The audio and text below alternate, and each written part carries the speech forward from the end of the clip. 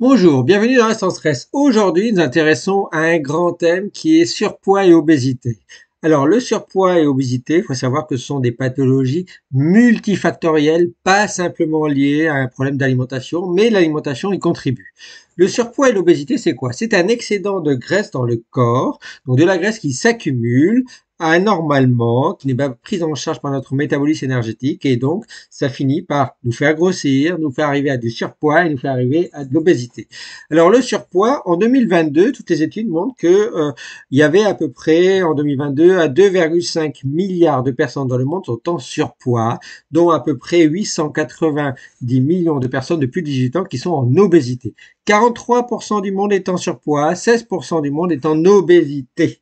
Il faut savoir que depuis 1990, l'obésité a largement augmenté. En 2022, on était à une personne sur 8 déjà.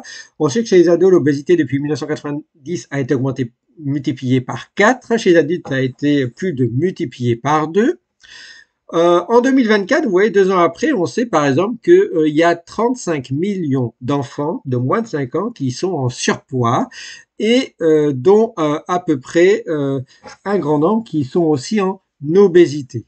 Alors, 390 millions d'ados et d'enfants, donc de 5 à 19 ans, sont en surpoids et 160 millions sont en obésité. Donc vous voyez, ces chiffres, ils explosent, que ce soit le surpoids et l'obésité dans le monde chaque année.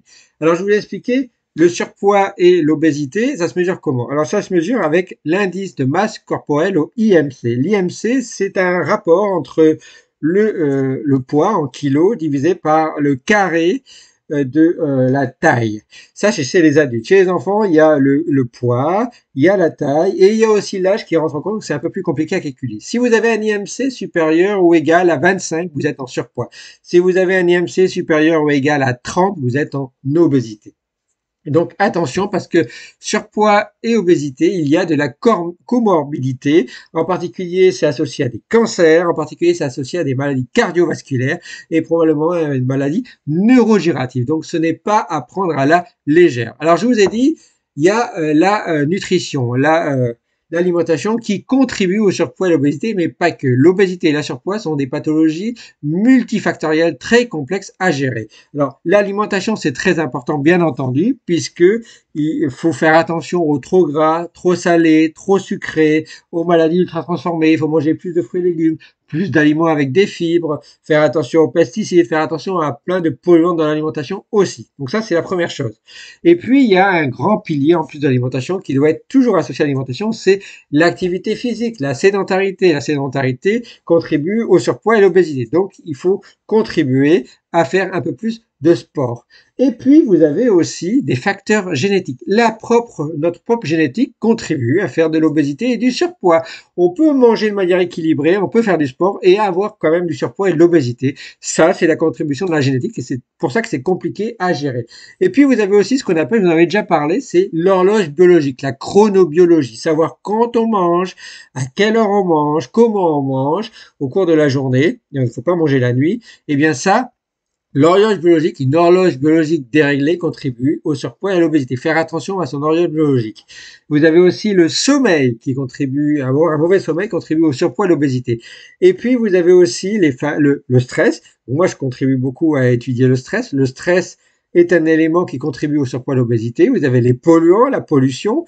Et puis, vous avez aussi les fameux microbiotes dans le microbiote intestinal. Et quand on a un microbiote intestinal qui est perturbé par notre alimentation, par un manque de sport, par un manque de sommeil, par notre horloge biologique ou par des facteurs génétiques ou par des problèmes de déséquilibre ou de trop d'antibiotiques, par exemple, on a ce qu'on appelle une dysbiose. Une dysbiose, c'est-à-dire on a des bonnes bactéries qui sont efficaces pour notre système microbiote, qui sont là pour nous faire bien digérer et qui coordonnent beaucoup de métabolismes avec notre cerveau, par exemple, et nos organes. Ces bactéries de nos intestins communiquent en particulier avec notre cerveau et jouent sur tout notre métabolisme, c'est très important.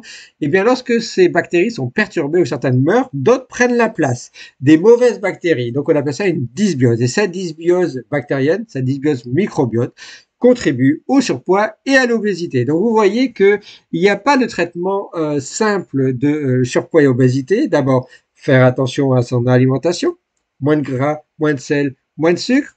Aller vers des aliments Nutri-Score, forcément vers plus le vert, le A que vers le rouge.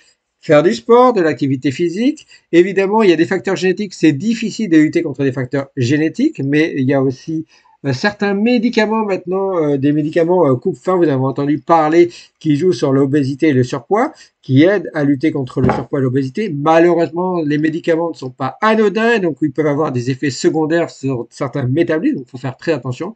Et puis en dernier recours, vous avez aussi la chirurgie. Et donc c'est pour ça que c'est très compliqué de gérer le surpoids et l'obésité, c'est très complexe. Donc il faut faire beaucoup d'éducation. L'éducation à l'école est un élément très très très important. Je l'avais déjà parlé dans un précédent podcast. L'éducation particulière au sport et à l'alimentation peut permettre de freiner ce surpoids et cette obésité. Vous avez donc de la prévention à travers l'éducation, faire beaucoup de messages de prévention plutôt que le curatif visé à mettre beaucoup plus d'argent sur la prévention. La prévention est toujours mieux que le curatif, donc c'est mieux de prévenir que de guérir, même si on doit guérir aussi.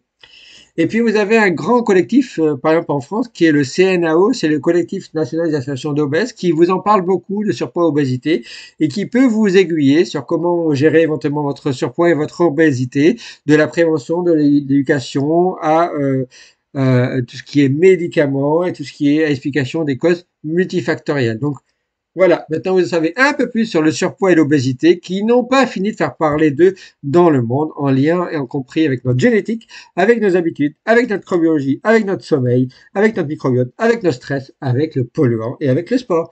Merci à vous. Ciao, ciao, ciao.